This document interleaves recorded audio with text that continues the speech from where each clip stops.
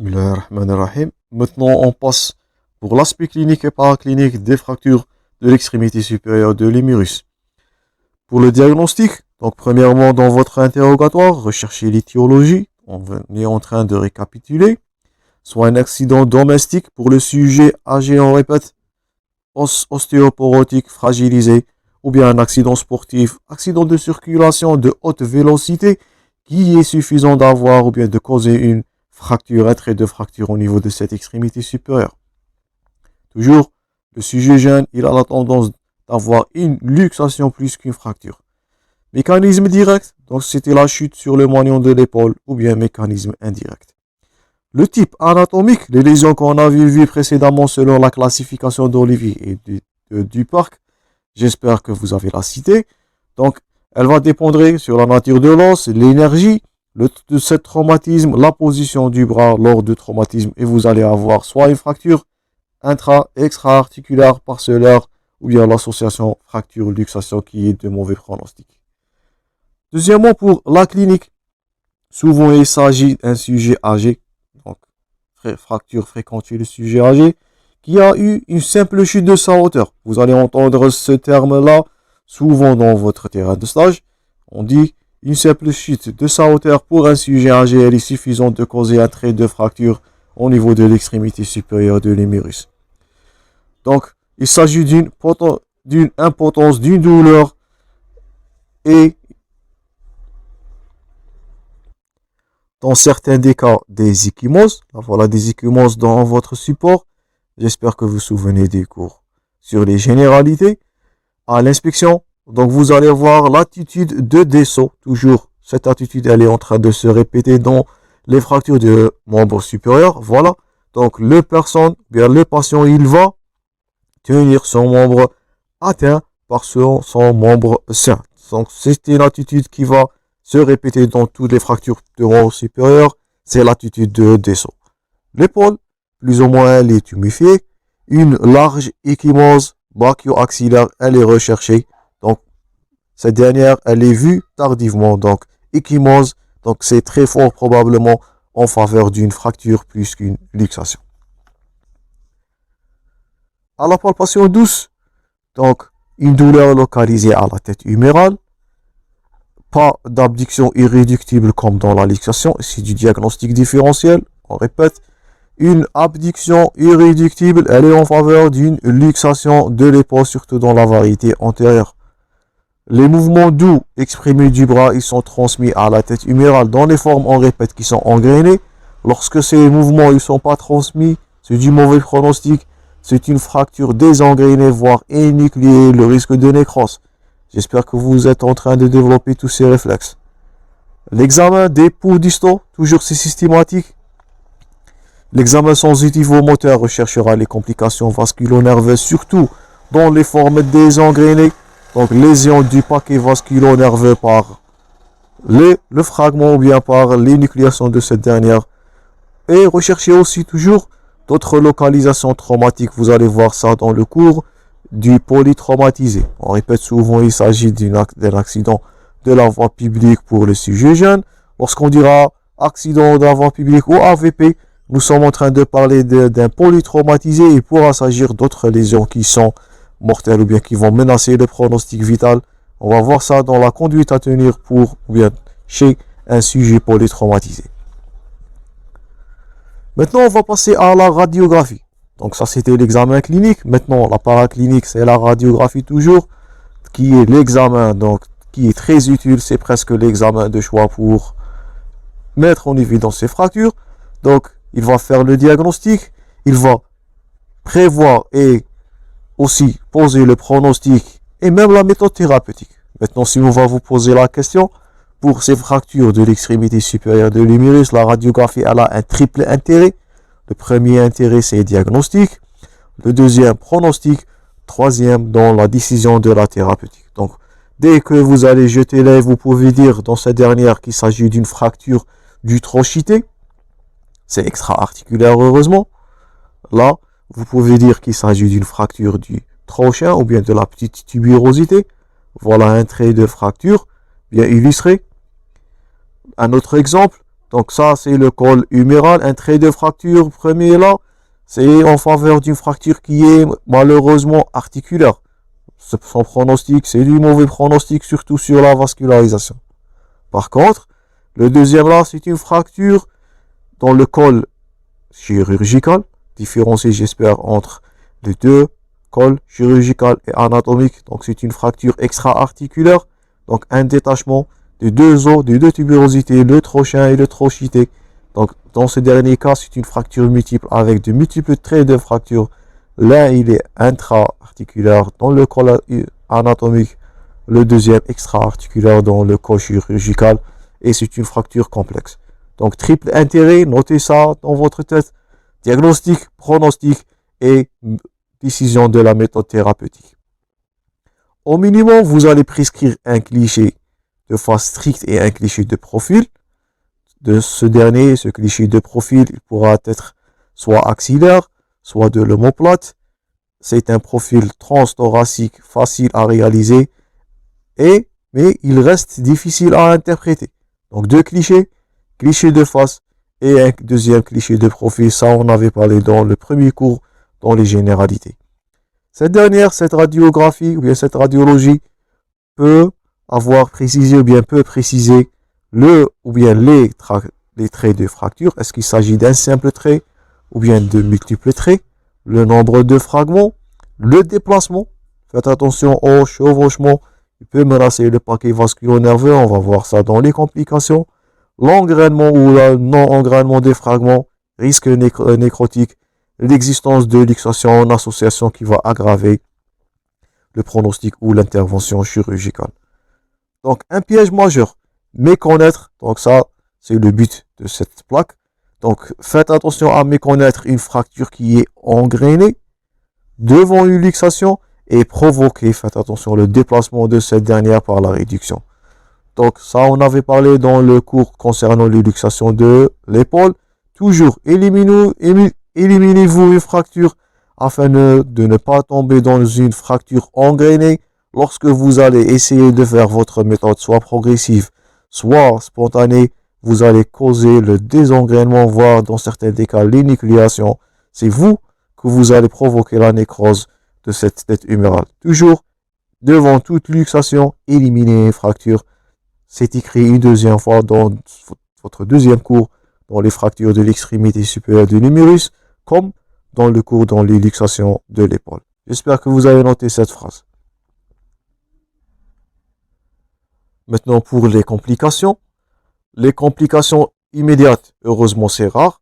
Par contre, vous allez voir dans le cours concernant les fractures des deux os de la jambe, malheureusement, les complications immédiates cutanées, donc l'ouverture, elle est fréquente. Heureusement, l'ouverture, elle est rare dans les fractures de l'extrémité supérieure. Donc, immédiatement, donc rare, elles sont liées à des traumatismes à haute énergie. L'ouverture, elle est exceptionnelle.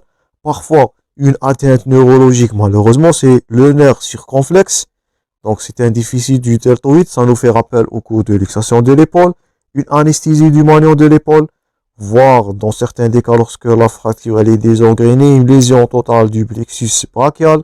C'est un déficit sensitif au moteur distal. C'est pour ça, toujours, dans votre conduite à tenir, examen ou bien palpation du pouls et systémique en association à un examen neurologique avant et après la manœuvre de réduction.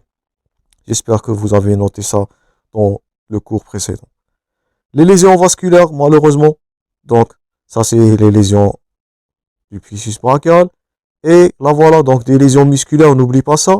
Voire des lésions axillaires ou bien vasculaires. Donc c'est les lésions de l'artère ou bien de la veine axillaire. Donc elle va se manifester sur le plan clinique par une abolition des pouls. Un gros hématome au niveau du creux axillaire qui exige une artériographie en urgence. Donc, là voilà, une artériographie qui est faite en urgence. Si vous avez un patient qui vient traumatisé au niveau de l'extrémité supérieure, absence ou bien abolition du pouls, avec une existence d'un hématome au niveau du creux axillaire, votre conduite à tenir, si on va vous poser la question, c'est écrit en rouge, peut-être peut s'agir d'une question d'examen.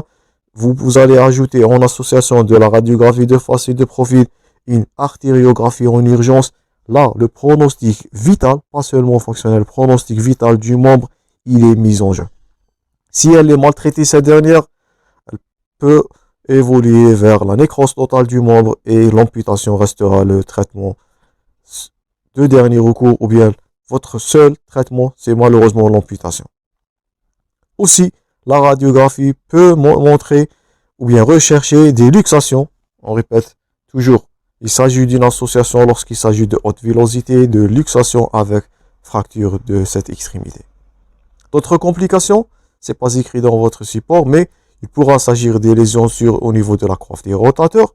Le fragment il pourra avoir rompu, surtout les 4 muscles, on répète, sous-épineux, sus-épineux, le petit rond et le sous-clavier, ce sont des éléments de stabilité et de mobilité. Donc, vous pouvez avoir un retentissement sur les deux éléments, donc soit musculaire, soit vasculo-nerveux devant ces fractures. Les complications secondaires. Donc, normalement, on répète, la consolidation de toute fracture du membre supérieur, elle doit avoir sa consolidation de 3 à 6 semaines, selon le type de fracture. Pendant ce délai, on peut observer soit un déplacement par une réduction qui est instable, surtout dans les fractures désengrenées, ou bien une immobilisation inefficace, ou bien une ostéosynthèse précaire. Donc première complication secondaire, on répète, ça c'était les complications immédiates. Là, ce sont des complications, on répète, secondaires, ils vont survenir dans les 3-6 semaines qui vont suivre cette manœuvre. Donc premièrement, un déplacement.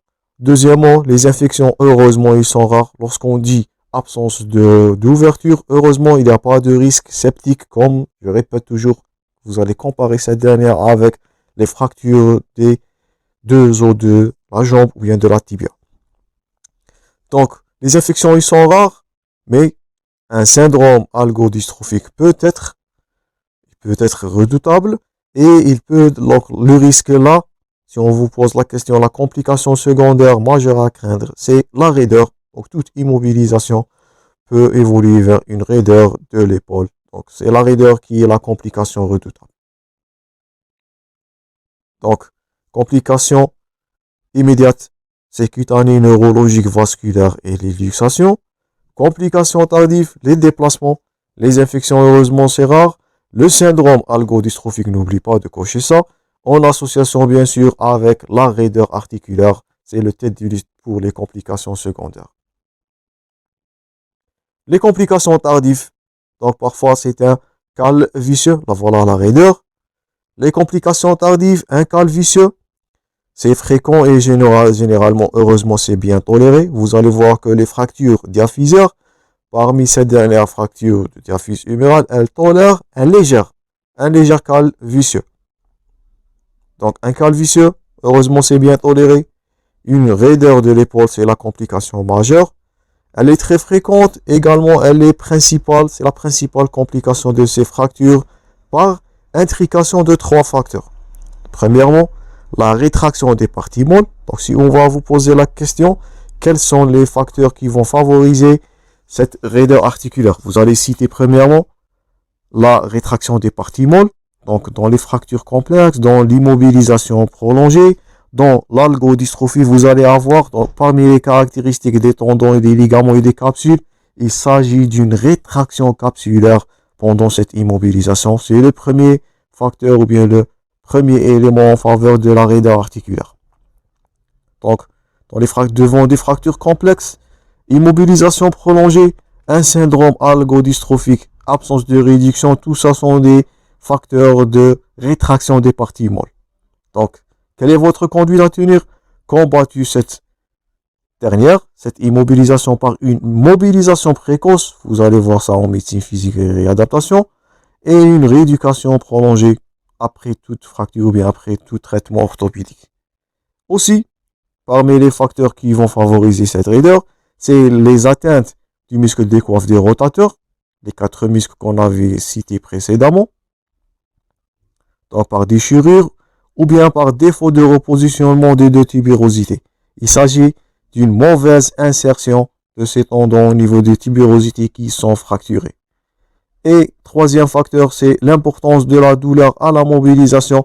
Elle est en faveur de cette raideur. C'est pour cela, tout ça, c'est du rôle d'une prise en charge adéquate, d'une ostéosynthèse de bonne qualité et le rôle de la réadaptation et la mobilisation soit précoce, soit tardif devant ces fractures pour éviter ces complications. Donc, 3 complications immédiates, secondaires, voire tardives. La majeure que vous allez retenir, c'est la raideur de l'épaule. C'est à craindre devant toute fracture du complexe articulaire de l'épaule. La pseudarthrose, une autre complication, heureusement cette dernière aussi elle est rare. Pourquoi? Vous avez la rareté de la pseudarthrose parce que c'est un épiphyse. Un épiphyse sur le plan histologique, c'est un os qui est spongieux. Il est bien vascularisé et le réseau nourricier, heureusement, il favorise une bonne consolidation. S'il ne s'agit pas d'un désengrainement ou bien d'une énucléation, car ils vont être énucléation veut dire nécrose, veut dire pas de consolidation. Autre complication, donc on est en train de parler de ça, c'est la nécrose de la tête humérale. Elle complique malheureusement les fractures articulaires et surtout les fractures en association avec la luxation. Donc la tête, elle va être séparée de la tibérosité. Elle est, notez-vous bien ce terme, énucléée. Donc elle se voit entre 6 jusqu'aux 12 mois. Donc si on vous pose la question, la nécrose c'est une complication tardive. Elle ne va pas apparaître pas dans le premier, pas dans le deuxième, pas dans les premiers mois. Elle va apparaître de 6 jusqu'aux 12 mois après cette luxation. Pourquoi? Parce qu'il s'agit d'une lésion du paquet vasculaire nourricier plutôt de cette articulation. La dernière complication, donc, c'est l'homarthrose. Nous allons voir ça dans l'arthrose, le cours de l'arthrose. Donc, homarthrose scapulo-humérale. Donc, homarthrose, c'est pour l'omoplate. Là, voilà une homarthrose par un déplacement. Donc, c'est le cartilage là qui est lésé. Une arthrose de l'épaule. On dit arthrose de l'épaule ou on dit homarthrose. Donc, ça, c'est parmi les complications tardives. C'est une complication très tardive qui va survenir au niveau des fractures ou bien lorsqu'il s'agit des fractures articulaires et lorsqu'il s'agit aussi de la nécrose de la tête.